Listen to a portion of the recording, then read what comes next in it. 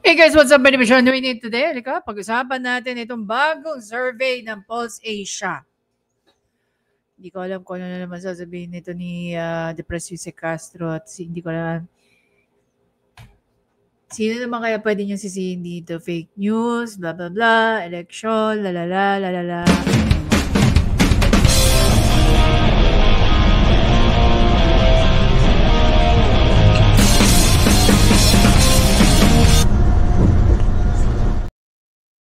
There you go guys. Ayan. Balaki natin to. So, gagamitin na lang natin yung post nila Attorney Trixie via Luminous by Trixie Cruz Angeles and si Attorney Ahmed Paglinawan. Actually, nakakatuwang sabihin yung word na Ahmed if you're an Arabic person. Kasi mas maganda yung kanilang pag-emphasize ng pangalang Ahmed. Parang, well, I'm not good at that. Anyway, so, meron in screenshot sila Attorney Trixie galing sa ABS-CBN, and it says here that Pulse Asia research poll conducted May 6 to 9, 2025 shows majority of respondents trust the Dutertes. No? Not only Duterte, PRRD, but definitely VP Sara. I'm honestly trying to what do you call that? I'm trying to understand as to why do they need to include PRRD. No, it's been what? It's been nearly 3 years, no? By the time matapos ang June 30, pang 3 years na ni Bongbong Marcos as a president. But then again, mas naungusan pa ni PRRD both si VP Sara at si Bongbong Marcos when it comes to trust rating. So here, as you can see, nakakuha si PRRD ng 63%, while 50% si VP Sara at 32% lang si Bongbong Marcos. Diba? Now, going back dun sa trust, no trust. 42% ng Pilipino hindi siya pinagkakatiwalaan. Diba? Nearly half. While PRRD only gets 17% and VP Sara gets 25%.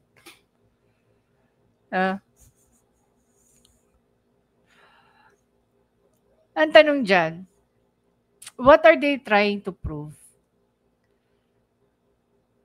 Okay? Bakit nila sinama si PRRD? Alam mo, natatawa lang ako kasi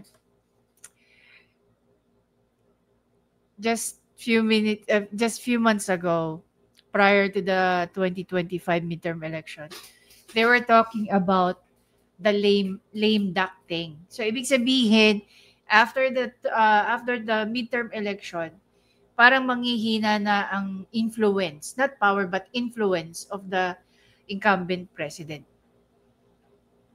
Okay? If that is true,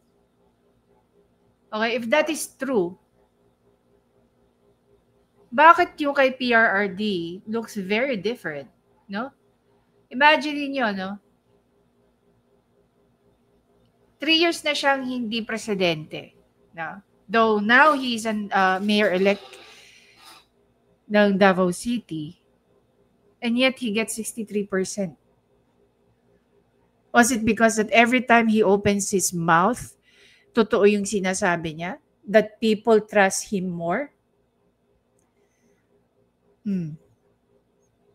Na pag binuka ni VP Sara ang kanyang bibig, sure yan na totoo ang kanyang sinasabi. Diba? Ngayon, kung babalikan natin yung principle or doctrine ng lame duck pagdating sa presidente after midterm election, bakit hindi nag-apply yung principle na yan kay PRRD? Pero nag-a-apply kay Bongbong Marcos. Bakit kaya? Sa tingin niyo? Diba? Actually, ako excited ako sa magiging komento na naman. No? Ano na naman kayang pabuladas dito ni Depresio, no? Base sa sinasabi ng what do you call that, base sa sinasabi ng what's the term for that? Ng survey. Ay, ng Malacanang. Kasi every time, to my understanding, no, even if nagkaroon na siya ng disclaimer that whatever she says, parang it has nothing to do with Bongbong Marcos or anyone from the palace. There's a video clip for that. No? We can post it. And most probably, there are people, no, na napanood na rin yon na sinabi niya. Kung ano yung mga sinasabi niya sa press briefer niya, madalas, that is her own thing, but has nothing to do with the president, no, or anyone from Malacanang. Kaya itong si Bongbong Marcos, again, getting 32% as a trust rating and 42% as no trust rating, you have to thank your press briefer, no other than Yusek Castro. Ang galing-galing niya kaya. Ang galing-galing niyang paikutin ng mga bagay-bagay. Sabi nga ni, diba, tinalo niya si Neo pagdating sa pagdadodge. Kahapon pa lang, pinag-uusapan natin Tinanong siya tungkol sa ng Duterte. Binaligan uli siya ng tanong kasi hindi nga niya sinagot ng maayos yung tanong ng anchor ng programa ni Kated Filon. Alam niyo guys, we're just in the middle of middle of the term ni Bongbong Marcos, and yet this is what he's getting. Tapos may nakita pa akong PubMat. No, ayon dun sa PubMat, publication material. He wanted to be respected, something like that. Pero parang mas maganda daw that mas katakutan siya. Actually, alam mo as a parent, no, medyo natin yung analogy. Alam mo, may mga parent, nakakaiba ang kanilang parenting style. They don't want to be feared. They just want to be respected. Because if you are feared, you are not respected. So mas gugustuhin mo na yung pagiging positive ng tingin sa'yo ng anak mo that you are respected than you are feared. Same goes with Bongbong Marcos. Mas pipiliin mo ba, Bongbong Marcos, na ikaw ay katakutan kaysa ikaw ay respeto? Na all your life, hanggang sa mga susunod na henerasyon ng mga anak mo, matatandaan ka gaya ng pagkakatanda ng mga maraming Pilipino sa tatay mo. Diba? Before you got elected as a president, anong sabi ng mga tao tungkol sa inyo? Kayo daw ay magnanakaw, kayo daw ay mga mamamatay tao, ang tatay mo daw ay diktador, nasa Guinness Book of Record kayo sa pagiging greatest thief. Diba? Tapos simulang umupo ka, lahat ng mga kaso sa inyo, biglang nadidismiss. If dapat nga lang ma-dismiss yun, wala tayong problema dyan. Diba? Pero imagine mo, no? Ikaw lang yung kailangan umupo dyan sa palasyo para ma-dismiss yung mga kaso ninyo. Tapos very recent lang, pinababalik ng Sandigang Bayan, no, yung about 3.8 billion ba yan? Basta more than 3 billion na halaga ng assets ng uncle mong si Benjamin Romualdez, na kapatid ng nanay mo. Are we going to expect na yung pagkakakonvict sa nanay mo for 7 counts of graft and corruption, mababasura rin sa Supreme Court? Diba? That we don't know.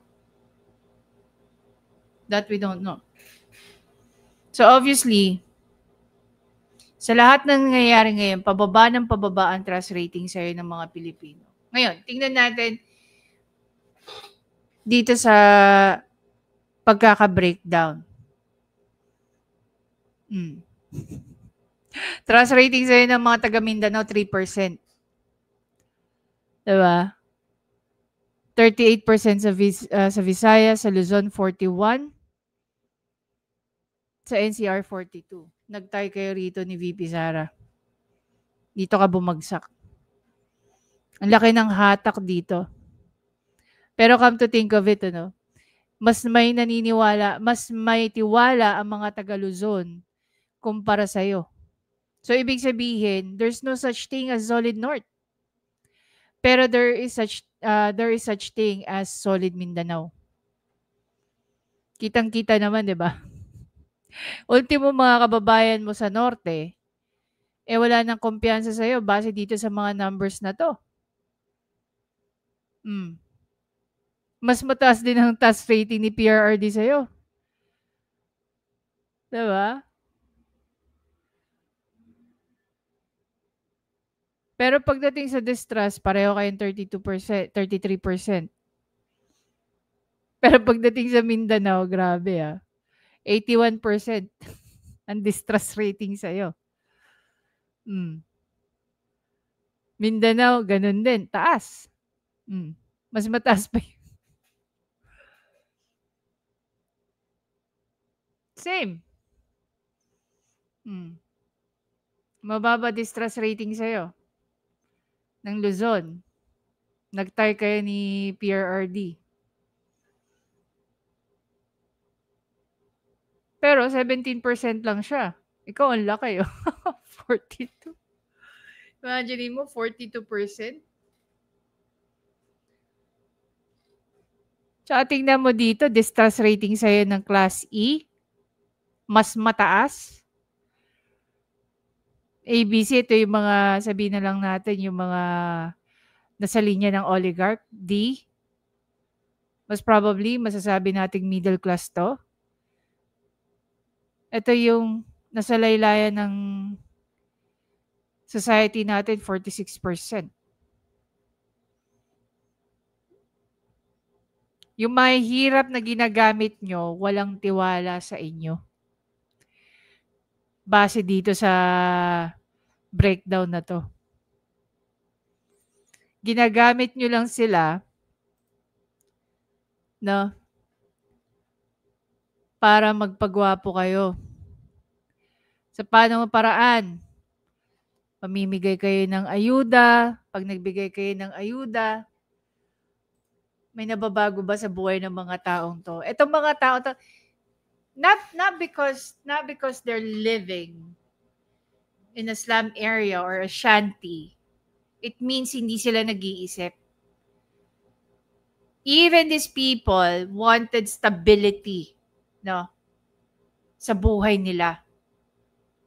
Hindi nila kailangan yung mga paayu-ayudan yung 3,000, 5,000, tupad na pinipili ng kung sino lang ang pwede at dapat. I even heard na pagdating pala sa tupad, dire-diretso lang yan hanggang may pondo. Pag wala ng pondo, stop na ang tupad.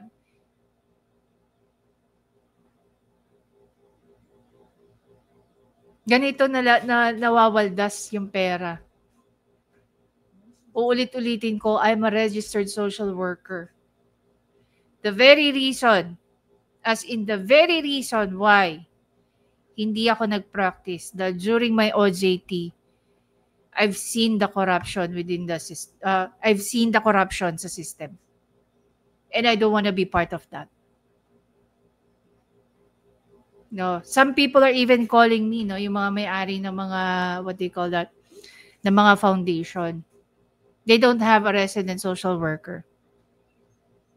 Kailangan lang nila yung license number ko at saka pirma ko. And then they'll just gonna pay me. Sabi ko, no, I'm not gonna participate in this kind of shit. Diba? I've always wanted to have my own foundation. Kasi sisiguraduhin ko lahat ng para sa tao, sa beneficiaries ko. mapupunta sa kanila yan. To the very last centavo. Kasi kapag nagnakaw ka, whether ikaw ay under ng government or ng isang private foundation or NGO, pag nagnakaw ka sa pera na para sa tao, wala kang pinagkaiba sa magnanakaw sa kalsada. Diba? Sabi ko nga doon sa mga kaibigan ko yung ginawa ni Napoles, sisiw na sisiw yun sa akin. Kung masama lang akong tao, sisiw na sisiw yun sa akin. Pero hindi Hindi kaya ng sikmura ko, hindi kaya ng konsensya ko. I do my little things, Pag nagbe-birthday ako, imbis na mag-party ako, nagpapagawa ako ng mga food packs, pinamimigay ko sa mga taong hindi nakakakain. Now that I'm a fur parent, siguro one of the things that I'm gonna do, maliban sa magpapakain ako ng tao, magpapakain din ako ng mga stray dogs. Wala akong mga taong hinihingan ng pondo para dyan. Sabi ko nga sa inyo, yung binibigay nyo sa akin na, what do you call that? Sa super chats, no? Every time na nagla-live ako, it doesn't go to my pocket. It goes straight to the people. Marami na po kayong natutulungan dahil sa mga super chats na binibigay nyo tuwing naka-live ako. I give them to those who need it. Yung alam kong kailangan nila. Diba? Ngayon, kung babalikan natin itong usapin ni Bongbong Marcos na binubuhay niya ang Pilipino at hinahayaan niya ang House of Representatives na magpamudmud ng ayuda, ang nakita, first time in history, mga kongresista nagpapamudmud ng pera. So no wonder iba sa kanila nanalo pa.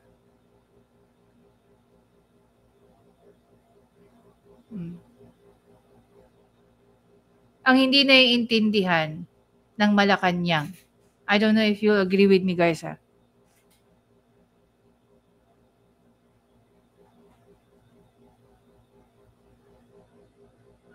lahat ng nangyayari ngayon, directly or indirectly ginagawa ng executive department is nagpapabagsak kay Bongbong Marcos. Lalong-lalo na yung nangyayari sa legislative. Kung hindi mo yan pipigilan at patitigilin, Bongbong Marcos, I assure you, by the time you step out, you are the most hated president. You're not just loved, you're not just feared, you're not just respected, but hated.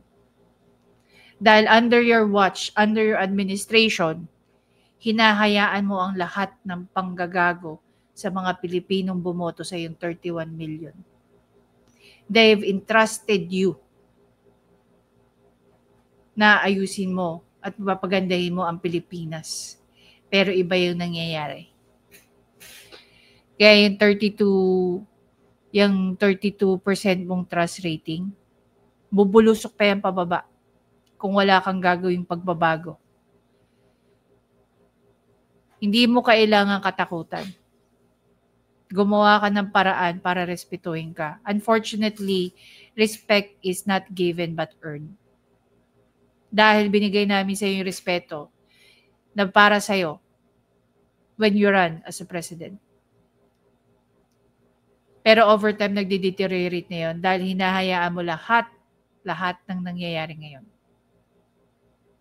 Kaya maniwala ka sa hindi. Yung trust rating mo, bababa pa yan in the coming days. Yan distrust rating mo, lalong tataas yan. Wag mo nang hintayin maging negative ka pagdating sa trust rating. Diba?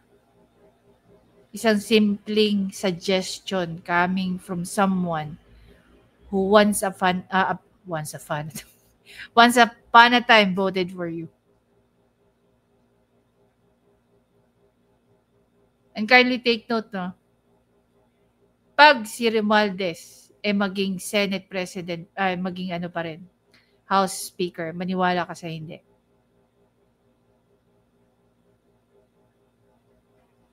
lalong bababa yung ratings mo.